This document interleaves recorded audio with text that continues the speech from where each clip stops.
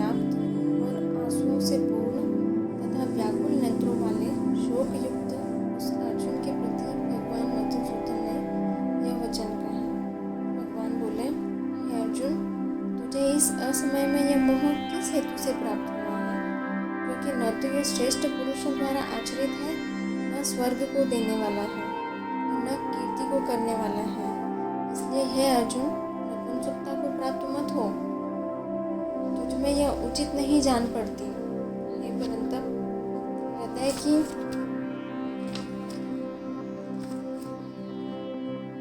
तुच्छ दुर्बलता को त्याग कर युद्ध के लिए खड़ा हो जा। अर्जुन कहता है, हे मधुसूदन, मैं रणभूमि में किस प्रकार बाणों से भीष्म पितामह और द्रोणाचार्य के विरुद्ध लड़ूंगा? क्योंकि हे हरिसूदन, वे दोनों ही पूजनीय हैं।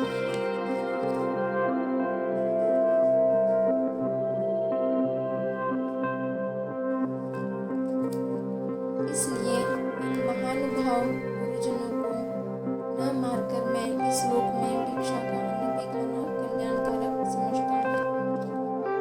क्योंकि गुरुजनों को मारकर भी इस लोक में रुधिर से सने हुए अर्थ और काम रूप भोगों को ही तो भोगूंगा। हम यह भी नहीं जानते कि हमारे लिए युद्ध करना और न करना इन दोनों में से कौन सा श्रेष्ठ है, अथवा यह भी नहीं जानते कि उन्हें हम जीतेंगे या हमको वे जीतेंगे। और जिनको मारकर हम जीना भी नहीं चाहते, वे ही हमारे आत्मीय धृतराष्ट्र के पुत्र हमारे मुकाबले में खड़े हैं। इसलिए कायरता रूप दोष से उपहत हुए स्वभाव वाला तथा धर्म के विषय में मोहित चित्त हुआ मैं आपसे पूछता हूँ कि जो साधन निश्चित कल्याणकारक हो वह मेरे लिए कहिए। क्योंकि मैं आपका शिष्य हूँ, इसलिए आपके शरण हुए मुझको शिक्षा दीजिए। क्योंकि भूमि में निष्कंटक धन धान्य संपन्न राज्य को और देवताओं के स्वामी बने को प्राप्त होकर भी मैं उस उपाय को नहीं देखता हूँ जो मेरी इंद्रियों के सुखाने वाले शोक को दूर कर सके। संजय बोले, हे राजन, निद्रा को जीतने वाले अर्जुन अंतर्यामी श्री कृष्ण महाराज के प्रति इस प्रकार कहकर फिर गोविंद भगवान से युद्ध नहीं करूंगा यह स्पष्ट कहकर चुप हो।